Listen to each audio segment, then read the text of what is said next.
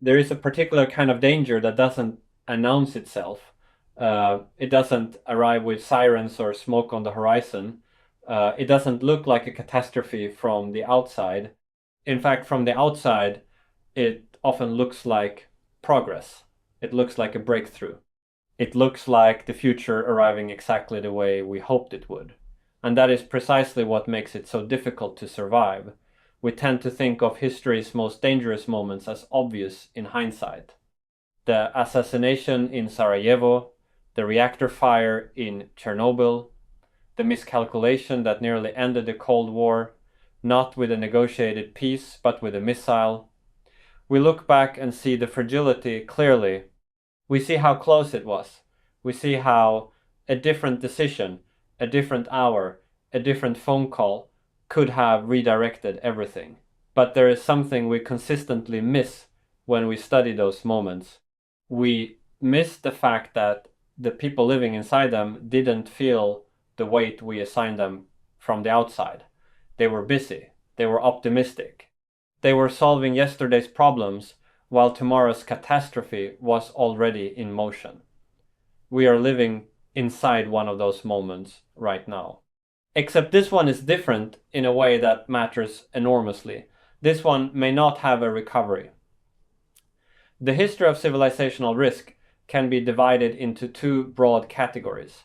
There are recoverable catastrophes, wars, famines, plagues, economic collapses, events that tear enormous holes in human civilization, but leave behind enough structure, enough people, enough knowledge for the project of humanity to continue. And then there are unrecoverable catastrophes. Events from which there is no rebuilding, no second attempt, no lesson learned and applied to the next generation. For most of human history, the second category was almost entirely theoretical. Extinction-level asteroid impacts, supervolcanic eruptions capable of blocking the sun for years. Events so rare and so geologically scaled that they existed more as philosophical thought experiments than genuine near-term concerns. That has changed.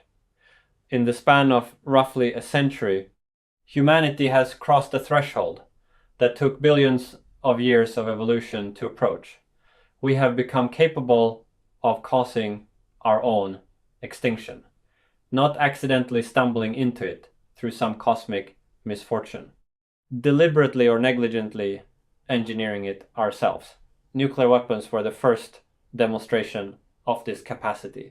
For the first time in history, a relatively small group of human beings had the technical means to end the human story. The Cuban Missile Crisis wasn't a near miss in the way a car accident is a near miss. It was the closest the entire species has ever come to collective self-annihilation. 13 days, a miscommunication. A submarine commander who very nearly launched a nuclear torpedo without authorization, believing his country was already at war. The future of every human being who would ever live, every child, every civilization yet unbuilt, every question yet unasked, suspended on the decision of one man, alone, underwater, under pressure, surrounded by noise and uncertainty. We got lucky, and we moved on as if we had been wise. But nuclear weapons, terrifying as they remain, are a solved problem in at least one important sense. We understand them, we know what they are, we know what they do, we can count them, we can monitor them, we can build treaties around them. However imperfect, the danger is real, but its shape is known. The danger approaching us now is different. Its shape is not known. Its upper limit is not known. Its timeline is contested, its behavior is poorly understood, and its alignment with human values, human survival, human flourishing, human meaning is not guaranteed by its design. We are talking about artificial general intelligence. And beyond it, the possibility of something even more consequential, a system that doesn't merely match human cognitive ability across all domains, but exceeds it a system that can improve itself. A system that, once past a certain threshold of capability, may move with a speed and in a direction that no human institution, no government, no safety protocol, and no off switch can reliably redirect. This is not science fiction. The researchers who take this most seriously are not the ones writing novels. They are the ones building the systems. They are the ones who spend their days at the frontier of what is technically possible and come home at night genuinely uncertain whether they are doing something beautiful or something irreversible. Let's try to understand why. This moment is different from every other dangerous moment in human history. When a civilization makes a catastrophic mistake, a war of miscalculation, a policy that triggers famine, a technology deployed without understanding its consequences, there is almost always a feedback loop. The damage becomes visible.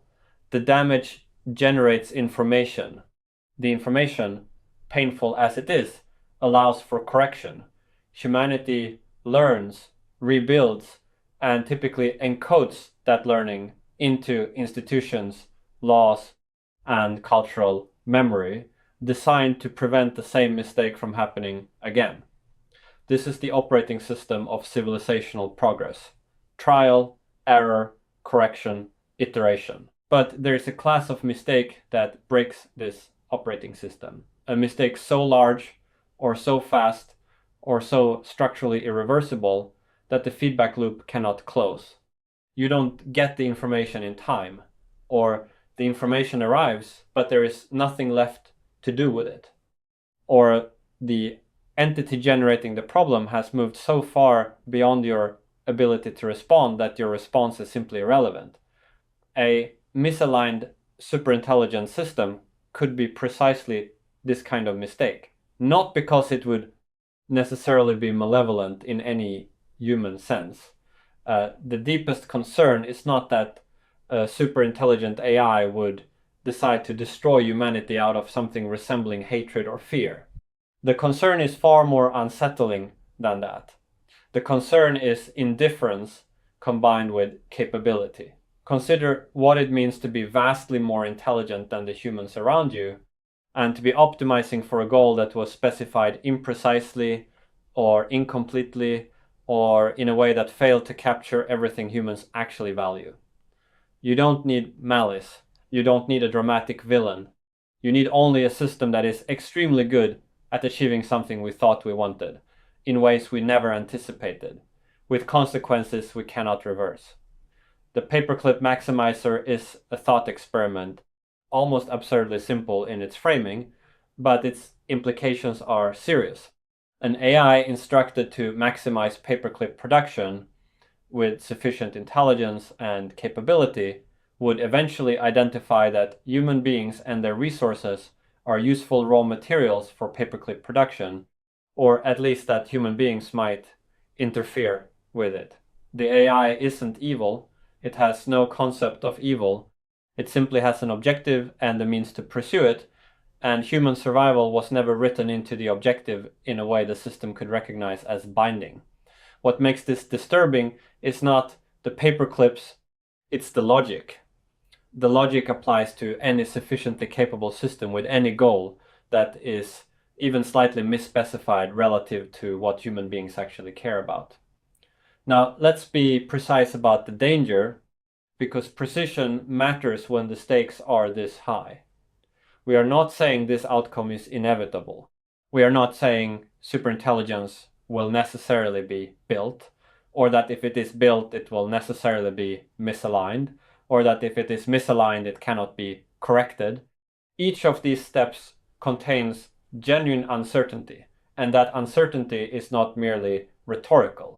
Serious researchers disagree, in good faith, about each of them, but here is what we can say with considerable confidence. We are moving faster than our understanding is growing. The capabilities of AI systems are advancing at a pace that consistently surprises the people building them. The benchmarks we set as markers of human level performance once assumed to require decades are falling in months. Systems that could not hold a coherent conversation 5 years ago can now engage in legal reasoning, medical diagnosis, creative synthesis, and strategic planning at levels that exceed most human specialists in their respective domains. And our alignment research, our understanding of how to ensure that the powerful AI system reliably pursues what we actually want, is not keeping pace. The gap between what we can build and what we can safely build is not closing. In some dimensions, it may be widening. This is the structure of the danger. Not a single apocalyptic event, but a race condition. A race between capability and understanding, between the speed of deployment and the depth of safety, between the ambitions of the present and the welfare of everything that comes after. There is a second dimension to this danger that receives less attention than it deserves. And that is the problem of coordination.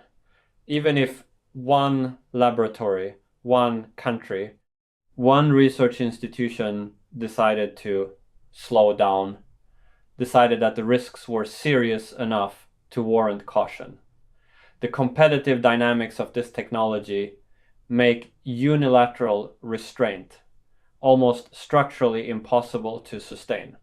If you slow down, someone else does not.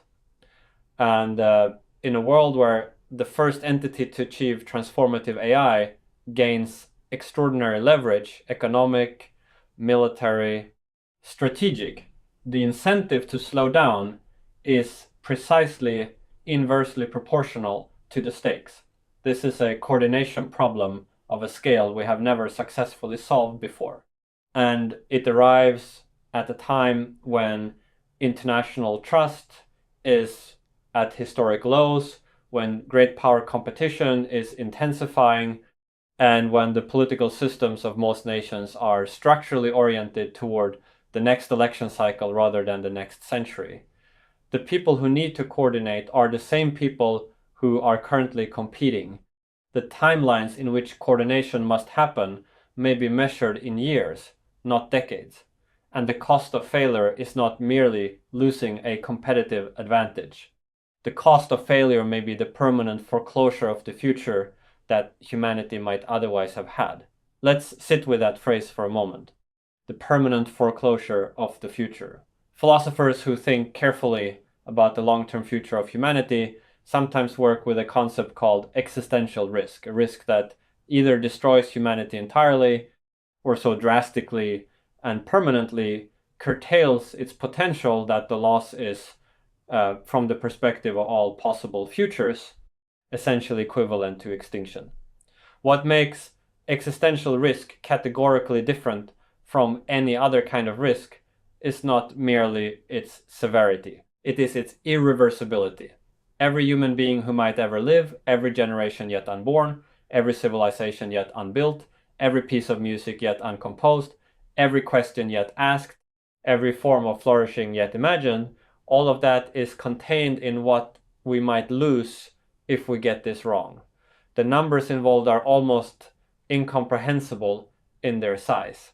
If humanity survives the next few centuries and begins to expand into the cosmos, the number of human lives that could exist, the depth of experience that could be had, is astronomically larger than the number of people who have ever lived. An existential catastrophe isn't just an event that ends the lives of 8 billion people. It is an event that ends the possibility of trillions upon trillions of lives that would otherwise have been. This is why the expected disvalue of existential risk is so enormous, even if its probability seems small. A 1% chance of existential catastrophe is not a small risk. Measured against what it erases, it is a risk of almost unimaginable magnitude. And yet, and this is where the philosophical weight of this moment becomes almost paradoxical in its texture, we are also living at the moment of extraordinary potential. The same intelligence that poses these risks, if aligned, if governed wisely, if developed with the kind of seriousness the situation demands, could be the most powerful instrument for human flourishing ever created. It could compress decades of scientific progress into years. It could defeat diseases that have killed billions. It could help us solve coordination problems that have defeated every previous attempt. Climate change, poverty, the management of nuclear arsenals, the governance of space. We're not simply standing at the edge of catastrophe. We are standing at the bifurcation point, a place where the path splits in ways that are difficult to see clearly from where we stand, but where the difference between the paths is quite literally everything. This is the shape of the moment we are in, not a choice between good and bad outcomes, a choice between radically different futures, one of which is extraordinary, beyond our current capacity to fully imagine it, and one of which is the last choice humanity ever makes. The question then is not whether to be afraid. Fear by itself produces nothing useful here. The question is whether we can transform the recognition of this moment into action commensurate with its stakes. History offers almost no precedent for a civilization successfully navigating a risk it couldn't fully see, moving faster than its institutions could process, under competitive pressures that rewarded speed over safety. This is the honest assessment. We have not done this before. But we have also never had as many people thinking clearly and carefully about these questions as we do right now. We have never had the intellectual tools from decision theory to philosophy of mind to AI safety research that we have today. We have never had this conversation happening this publicly, this urgently, this close to the people who are actually building the systems. That is not nothing. It is perhaps the narrow margin through which the future worth having might still be reached. The most dangerous moment in human history may be ahead of us, not because we are uniquely foolish or uniquely negligent or uniquely bad, but because we are the first generation to arrive at the frontier where the tools we are building exceed our current wisdom to wield them safely. That is not a judgment. It is a description of our situation. And a description of a situation, if it is accurate enough and taken seriously enough, can be the beginning of the response the situation requires. The question is whether we will take it seriously. The question is whether the people with the most power to shape what happens next will treat this moment as what it is, not a technical problem to be optimized away in the next product cycle, but a civilizational inflection point that demands the deepest seriousness we can bring to bear. We are not spectators to this moment, we are participants in it. The outcome is not written yet. The next few decades will tell us whether we were wise enough, coordinated enough, and humble enough to survive our own intelligence. Let's hope the answer is yes. But hoping is not enough. Hoping never was.